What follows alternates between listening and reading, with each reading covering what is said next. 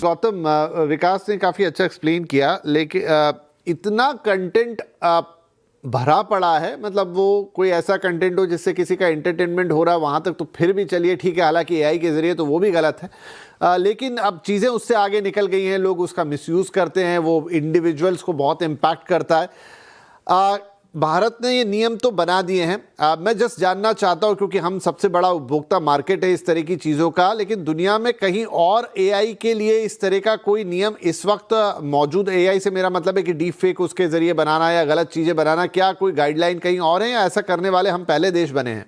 Thank you so much Vipin for this important topic. बहुत important topic है आज का ये। वैसे स्वागत करता हूं मैं इस रूल का, बिकॉज वैसे ये बहुत पहले आ जाना चाहिए था। जैसे कि हम जानते हैं कि ये चीजें कई टाइम से चली आ रही है।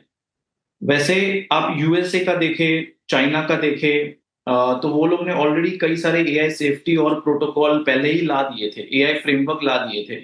ईयू की बात करें तो ईयू ने तो एक्ट 2024 एआई का लॉन्च कर दिया था।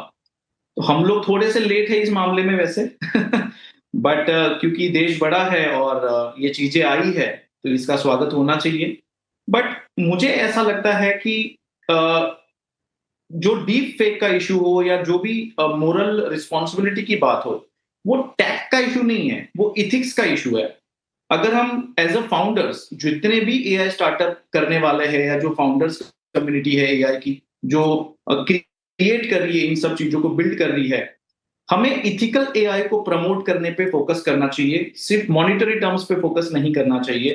क्योंकि हमारी आने वाली जनरेशन जो है उसको भी इसका नुकसान होगा अगर हम सिर्फ फास्ट चलने के रेस में, क्योंकि अभी तो सिर्फ एआई है, आगे एसआई आ रहा है, सिंथेटिक इंटेलिजेंस, सुपर इंटेलिजेंस आ रहा है जो ह्यूमन इंटेलिजेंस को बाईपास करेगा। तो उस टाइम पे हम क्या करेंगे? तो मुझे लगता है कि गवर्नमेंट को एआई मिनिस्ट्री के ऊपर भी काम करना चाहिए और इसके ऊपर जो भी एक्सपर्ट्स है उसको साथ में आके, क्योंकि ये इतना फास्ट जा रहा है कि आप देखें कि चीजें बहुत एडवांस हो रही है, बहुत फास्ट मूव कर रही है। इवन जो टॉप सीईओ फाउंडर्स है उनके कंट्रोल में नहीं है। अभी इकोनॉमिक वर्ल्ड फोरम में एलोन मस्क ने कहा कि इसी साल ह्यूमन इंटेलिजेंस को बाईपास कर सकता है आर्टिफिशियल इंटेलिजेंस। ये कितनी सेंसिटिव बात है।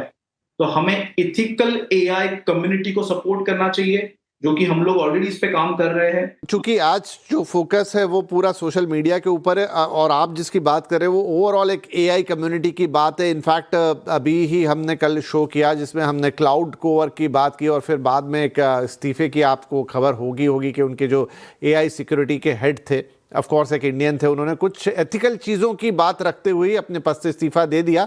और ऐसा हम पहले भी एआई कंपनीज में होता हुआ देख चुके हैं। मतलब वो जो कॉन्फ्लिक्ट है सोच का, विचार का, कि कौन सी चीज़ एथिकल साइड पे जा रही है और कौन सी चीज़ बिजनेस को ओवरकम कर रही है, वो वाकई में एक वैलिड प्रश्न है, लेकिन वो बहुत बड़ा प्रश्न है। फिलहाल एक छोटा ब्रेक लेता हूँ और चर्चा को थोड़ा इस पर ही फोकस करूँगा कि ये जो खासतौर पर सोशल मीडिया है, यहाँ पर चूंकि इतनी बड़ी जनता है, हर चीज़ को बिलीव कर लेती है, वहाँ पर ये नियम अब बहुत ज़रूरी हो गए थे। थोड़ा इन नियमों पर और बातचीत करेंगे ताकि आगे आपको किसी भी डीप फेक से बचाया जा सके। एक छोटा ब्रेक के बाद बातचीत जारी है। गौतम, ये जो सोशल मीडिया प्लेटफॉर्म है, अब गिनती के दो ही तो हैं। देखिए, एक मेटा के हाथ में, दूसरा गूगल के हाथ में। ऐसा नहीं कि बहुत सारे लोग हैं, हम सब जानते हैं, और सब कुछ उनके हाथ में, एल्गोरिदम उनके हाथ में, हर चीज़ उनके हाथ में, वो अपने हिसाब से उसे ट्वीक करते हो, चेंज करते हैं। जब जब ऐसे मौके आए हैं जहां पर शिकायत की गई है, तो वो ऐसी असमर्थता दिखाते हैं कि पता नहीं उनको कितना काम करना पड़ेगा और क्या करना पड़ेगा अपने फायदे के लिए। हमने एक चीज़ देखी और दिन भर उसकी लाइन, तो वहां तो उनका एआई सिस्टम ऐसे काम करता है कि you are flooded with the same thing.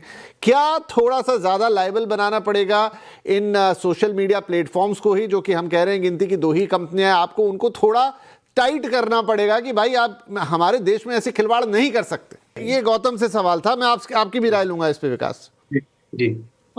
Vipin, ये बात सही है आपकी कि इससे पहले भी देखा गया है जिसमें वो गलत चीजें दे रहा था, इवन जो डीप फेक चीजें दे रहा था, उसके बाद उसको कंट्रोल किया गया।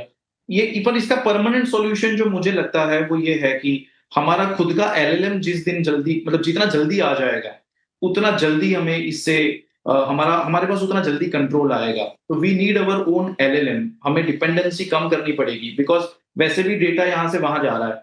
तो हम बार बार जो सोशल मीडिया कंपनियां हैं जो कंट्रोल कर रही है चीजें, हम सिर्फ रिक्वेस्ट करते रहते हैं, बट वहां से कुछ होता नहीं है, क्योंकि उनको ग्रो करना है और वो अपने इथिक्स के हिसाब से चलते हैं।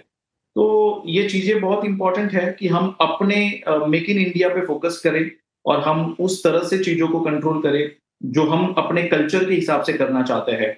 हमारे जो बेसिक वैल्यूज है वो ज्यादा इंपॉर्टेंट है। हम क्योंकि इंडिया ही एक ऐसा कंट्री है राइट नाउ जिस पे पूरा वर्ल्ड ट्रस्ट करता है, और ये जो ट्रस्ट का इशू है इथिकल एआई को बिल्ड करने के लिए इंडिया अगर लीड लेगा तो ये बहुत अच्छा होगा पूरे वर्ल्ड के लिए मेरे हिसाब से।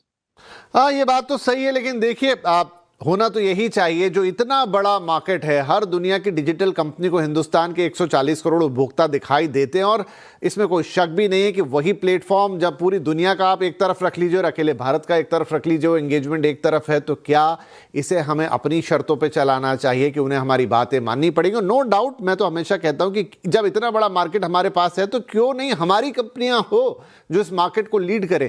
इतने इनोवेशन हम कर रहे हैं, इतना सब कुछ हम कर रहे हैं, इनफैक्ट हमारे ही इंजीनियर्स वहां जाके इन कंपनियों में काम करते हैं, तो why not anything like Indian जो हमारे अपने प्लेटफॉर्म्स हो। खैर, ये थोड़ी बड़ी बात है, आगे कैसे इस पे काम होगा और किस तरीके से आगे बढ़ सकता है, लेकिन कोई भी प्लेटफॉर्म हो, इंडियन हो या इंडिया के बाहर का हो, उस पर ये सख्ती और ये नियम तो होना ही चाहिए, क्योंकि अब ये एक ऐसा प्लेटफॉर्म बन चुका है सोशल मीडिया जो लोगों से इतना ज़्यादा कनेक्टेड है कि अगर इसमें जरा सी भी ऊंच नीच होती है तो ये बहुत बड़े जनसंख्या को बहुत बड़े तरीके से प्रभावित करता है, बच्चे बूढ़े छोटे सबको, और उसके बहुत बड़े आफ्टर इफेक्ट्स भी आते हैं। तो इस तरीके से इसे नहीं छोड़ा जा सकता। और जब बात आ जाए एआई पे, तो अभी तो हम एथिकल और नॉन एथिकल एआई की बातचीत कर ही रहे हैं, उसके पहले दौर में हैं, तो इससे पहले कि ये चीज़ और जटिल हो जाए, नियम कायदे कानूनों से इसको ज़रूर रोकना चाहिए। उसमें पहला कदम उठ चुका है। बहुत बहुत शुक्रिया विकास एंड गौतम। वक्त वक्त पे ये एनालिसिस हम करते रहेंगे, अवेयरनेस उसका बहुत बड़ा पार्ट है जो हम ज़रूर फैलाएंगे मिलकर, लेकिन साथ में ये भी रहे कि एक everybody on is foot, government अपना काम करे नियमों को लेकर, और ये कंपनियां भी सचेत रहें कि हाँ,